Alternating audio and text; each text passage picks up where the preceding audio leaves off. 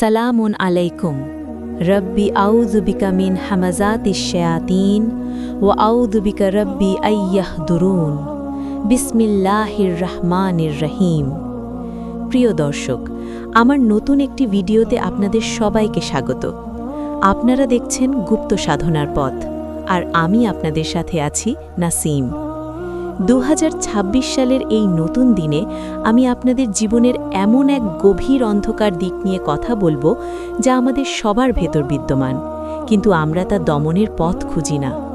আমরা আমাদের বাহ্যিক শত্রু নিয়ে সব সময় আতঙ্কে থাকি, কিন্তু আপনি কি জানেন আপনার সবচাইতে বড় শত্রু আপনার নিজের শরীরের ভেতরেই বাসা বেঁধে আছে? একে বলা হয় ষড়রিপু। আজ আমি এই 6টি শত্রু নিয়ে বিস্তারিত আলোচনা করব এবং এগুলো থেকে মুক্তির অমোঘ উপায় আপনাদের জানাব। প্রথম রিপু হল কাম বা লালসা। এটি মানুষের চরিত্রকে ধ্বংস করে দেয়। যখন মানুষের মনে পবিত্র ভালোবাসার চেয়ে কুৎসিত লালসা বড় হয়ে দাঁড়ায়, তখন সে হিতাহিত জ্ঞান হারিয়ে ফেলে। এটি মানুষকে পশুত্বে নামিয়ে আনে। এই লালসা দমনে ব্যর্থ হলে জীবনের বরকত নষ্ট হয়ে যায়।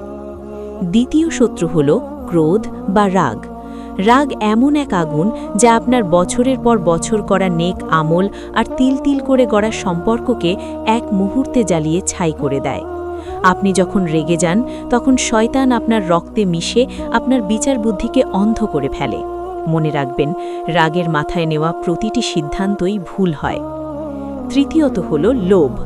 এই 2026 সালে দাঁড়িয়ে আমরা সবাই অঢেল সম্পদের মোহে অন্ধ হয়ে ছুটছি। অন্যের জিনিস দেখে নিজের করার যে তীব্র আকাঙ্ক্ষা, সেটিই লোভ। এই লোভই সমাজে চুরি, দুর্নীতি আর অশান্তির মূল কারণ। লোভ মানুষকে কখনো তৃপ্ত হতে দেয় না।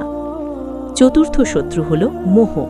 মোহ আমাদের ক্ষণস্থায়ী পৃথিবীর মায়ায় এমনভাবে আটকে রাখে যে আমরা আমাদের আসল গন্তব্য পরকালের কথা ভুলে যাই।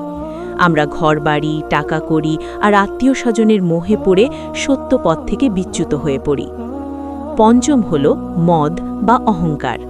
অহংকার মানুষের পতনের মূল কারণ। যখন কেউ নিজেকে অন্যের চেয়ে বড় ভাবতে শুরু করে, তখন আল্লাহ তার উপর থেকে রহমত তুলে নেন। মনে রাখবেন, অহংকার কেবল মহান আল্লাহর চাদর, এটি মানুষের সাজে না। এবং ষষ্ঠ শত্রু হল মাৎসর্য বা হিংসা।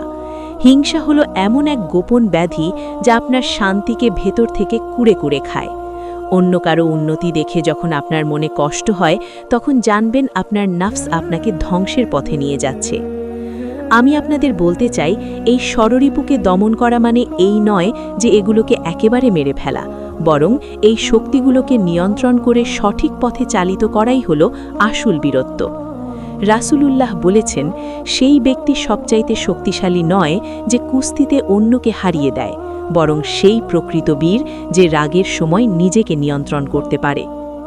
এবার আসুন জেনে নেই সেই অব্যর্থ আধ্যাত্মিক আমল ও এর বিস্তারিত নিয়ম। এই আমলটি করার সবচাইতে শক্তিশালী সময় হল শেষ রাত অথবা ফজরের নামাজের ঠিক আগের সময়টি, যখন প্রকৃতি নিস্তব্ধ থাকে এবং আকাশ থেকে মহান আল্লাহের বিশেষ রহমত বর্ষিত হয়।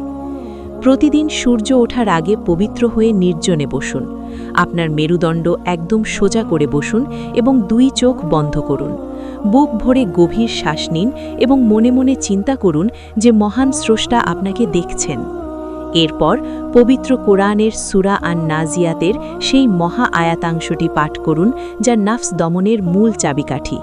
আয়াতটি হল, ওয়া আম্মা মান খাফা মাকামা রাব্বিহি ওয়া নাহান নফসা আনিল হাওয়া ফাইন্নাল জান্নাতা হিয়াল মাওয়া। এর অর্থ হল, আর যে ব্যক্তি তার প্রতিপালকের সামনে দাঁড়ানোকে ভয় করে এবং নিজের নফসকে কুপ্রবৃত্তি থেকে বিরত রাখে, জান্নাতি হবে তার চূড়ান্ত ঠিকানা। এই আয়াতটি অত্যন্ত একাগ্রতার সাথে অন্তত 31 বার পাঠ করবেন। প্রতিবার পাঠ শেষ হলে আপনার হাতের তালুতে ফু দিয়ে আপনার হৃদয়ের ওপর, অর্থাৎ বুকের বাম দিকে হালকা করে মালিশ করবেন। মনে মনে এই দৃঢ় সংকল্প করবেন যে আজ আমি কোনো অবস্থায় আমার রাগকে মাথা চাড়া দিয়ে উঠতে দেব না, আমি কারো প্রতি হিংসা করব না এবং কোনো অবৈধ লোভের পথে পা দেব না। এই আমলটি শেষ করে অন্তত 10 মিনিট একদম চুপচাপ চোখ বন্ধ করে বসে থাকুন। অনুভব করুন এক আসমানি প্রশান্তি আপনার সারা শরীরে ছড়িয়ে পড়ছে।